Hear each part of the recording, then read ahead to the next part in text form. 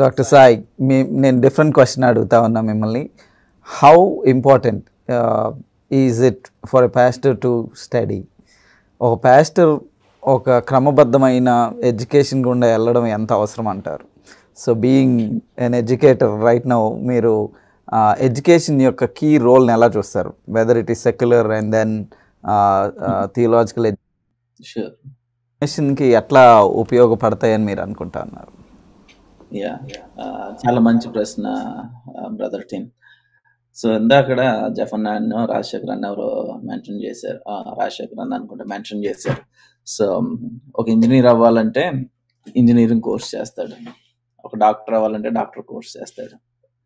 So ఉదాహరణకి డాక్టర్నే తీసుకున్నాం అనుకోండి. సో డాక్టర్గా తయారవటానికి ఎంత కాలం పడుతుంది? కనీసం మినిమం 4 years ఆఫ్ ఎంబీబీఎస్, ఆ తర్వాత 2 years ఆఫ్ రెసిడెన్సీ, ఆ తర్వాత then they are free to treat people by themselves. అప్పుడు దాకా ఆ 6 years కూడా they go through a rigorous training process. Physical గా ప్రజల్ని ట్రీట్ చేయడానికి, శారీరకంగా ప్రజల్ని స్వస్థపరచడానికి మందుల ద్వారా, సో ఎంత రిగరస్ ప్రాసెస్ ద్వారా వెళ్లాల్సి వస్తే, సో మరి పాస్టర్ గా సోల్స్ ని ట్రీట్ చేసే ఒక వ్యక్తి ఇంకెంత ట్రైనింగ్ తీసుకోవాలి. సో ట్రైనింగ్ అనేది it's essential for pastoral ministry. Education, theological education is essential for pastoral ministry. అది మీరు ఫార్మల్ గా చేయనివ్వండి, ఇన్ఫార్మల్ గా చేయనివ్వండి. So it is an essential thing.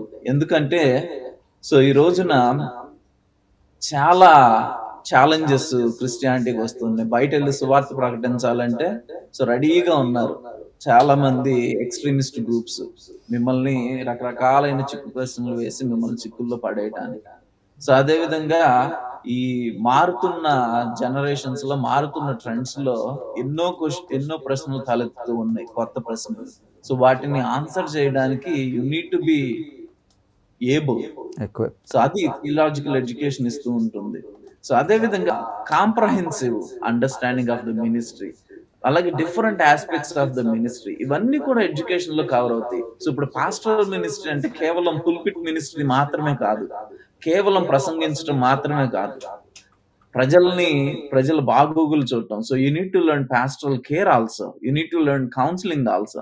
At the same time నీవు ఎడ్యుకేషన్ ఎట్లా డెవలప్ చేయాలి, సో అక్కడున్న ప్రజల్లో నువ్వు ఎడ్యుకేషన్ ఎట్లా డెవలప్ చేయాలి, సండే స్కూల్లో కానీ, యూత్ కానీ, లేకపోతే స్మాల్ గ్రూప్స్ కానీ, లేకపోతే బైబిల్ స్టడీస్ కానీ, సో ఎడ్యుకేషన్ ఎట్లా అందించాలి, సో వాళ్ళని ఎట్లా డెవలప్ చేయాలి. సో ఆ విధంగా తర్వాత కెరియర్స్, లేకపోతే ఫ్యామిలీ కాన్ఫ్లిక్ట్స్, సో ఇవన్నీ రకరకాల ఛాలెంజెస్ పాస్టరల్ మినిస్ట్రీలో ఉన్నాయి. సో వాటన్నిటికీ నువ్వు సంసిద్ధుడిగా కావాలి అంటే నీకు ట్రైనింగ్ అనేది అవసరం. సో ఫార్మల్ ట్రైనింగ్ ఇంపార్టెంట్ అని చెప్తాను, ఇట్స్ నెససరీ అని చెప్తాను కూడా నేను. సో ఇన్ఫార్మల్ గా మీరు వేరొక పాస్టర్ గారి దగ్గర నేర్చుకున్నప్పటికీ కూడా, but that's not sufficient. It's good for you to go and do the formal training and then also do the informal training. రెండు చాలా ప్రాముఖ్యం సో పాస్టర్ కావటానికి. వండర్ఫుల్.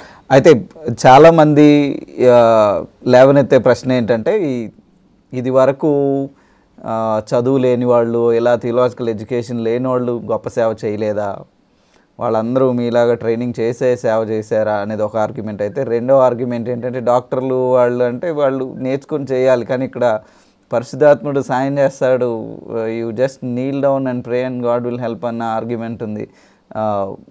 ఏమంటారు దాని గురించి?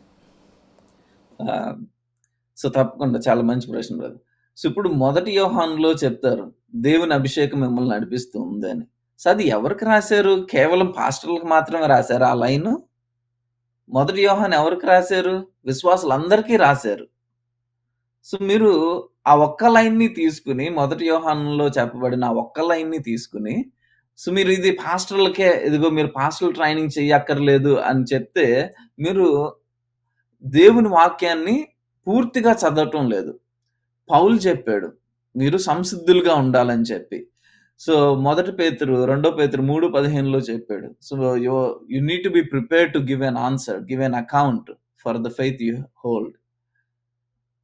సో ఇవన్నీ కూడా ఇప్పుడు శిష్యులు ఉన్నారు, యేసుక్రీస్తు శిష్యులు ఉన్నారు, ఎక్కడ ట్రైనింగ్ చేశారు? They have a great teacher whom under they trained themselves. So Jesus trained them. Paul ఉన్నాడు, తిమోతిని ట్రైన్ చేశాడు, తీతుని ట్రైన్ చేశాడు. ఇలా రకరకాలుగా సో వాళ్ళు ట్రైన్ చేసుకుంటూ వచ్చారు. ఒక ఫార్మల్ ఇన్స్టిట్యూషనే అవసరం లేదు. ఆ కాలంలో ఫార్మల్ ఇన్స్టిట్యూషన్ లేదు కాబట్టి so they were developed under these great leaders. కానీ తర్వాత దేవుడు తర్వాత కాలంలో చాలా మొదటి శతాబ్దంలోనే బైబిల్ కాలేజెస్ స్టార్ట్ అయినాయి. సో మొదటి శతాబ్దంలోనే బైబిల్ స్కూల్స్, చిన్న స్కూల్స్ స్టార్ట్ అయినాయి. ఆ తర్వాత అవి డెవలప్ అవుతూ ఈ రోజున సెమినరీస్ గా, బైబిల్ కాలేజెస్ గా మనకి ఫార్మల్ గా ముందుకు కనబడుతున్నాయి. ఇవి దేవుడు ఇచ్చినవే. సో టీచర్స్ గా దేవుడు ఎందుకు పెట్టాడు? ఒక గిఫ్ట్. ఎఫ్సి పత్రిక 4వ అధ్యాయం 13వ వచనం తెలుగు బైబిల్లో. సో ఎందుకు పెట్టాడు? సో టీచింగ్ గా. So there are people who train the other people. So they teach formally, they teach informally in the church also. So teaching అనేది ఒక గిఫ్ట్ గా దేవుడు ఇచ్చినప్పుడు so you are learning under these great teachers to emerge yourself as a pastor.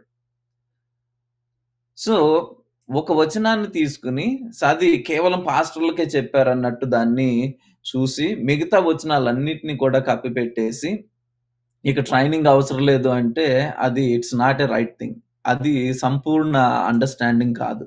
So ఎందుకంటే మనకి Jewish synagogues ని చూస్తే so 14 సంవత్సరాలు వచ్చేంత వరకు కూడా ఈ యూదులు చిన్నపిల్లలుగా ఉన్నప్పుడు యవ్వన కాలం వచ్చేంత వరకు కూడా దే లెర్న్ ఇన్ సినగోగ్స్.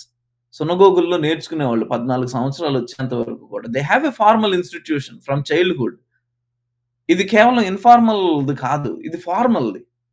ఏది దేవుని వాక్యం నేర్చుకోవడానికి 14 సంవత్సరాలు వాళ్ళు నేర్చుకుంటారు సునగోగుల్లో. ఆ తర్వాత they continue to attend synagogues and they continue to learn.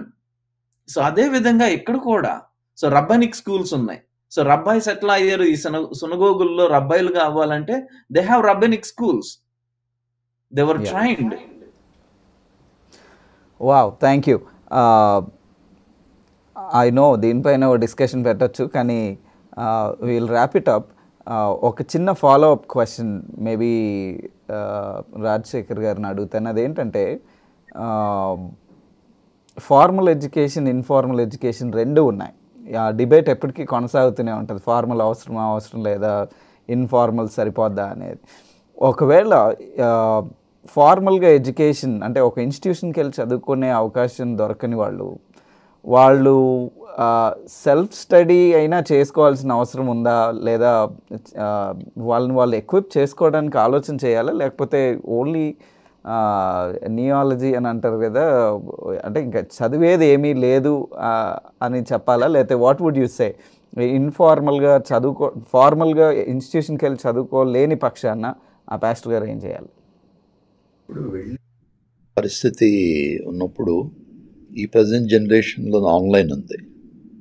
Online there are number of courses being offered by number of institutions.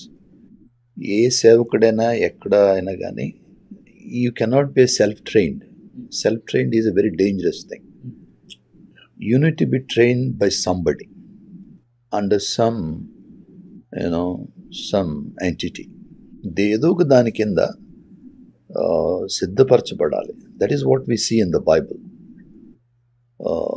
పౌలు కూడా గమనిన పాదనలో చదువుకున్నాడు కదా, అంత చదివాడు కాబట్టి ఇన్ని పత్రికలు రాసేటువంటి ఇదంతా కూడా దేవుడు తనకిచ్చాడు. కాబట్టి యూ కెనాట్ బి, అది ఎంత మారుమూల గ్రామం అయినా కానీ ఎవరో ఒకరి కింద ఏదో ఒక రకమైన తర్ఫీదుని అప్పుడు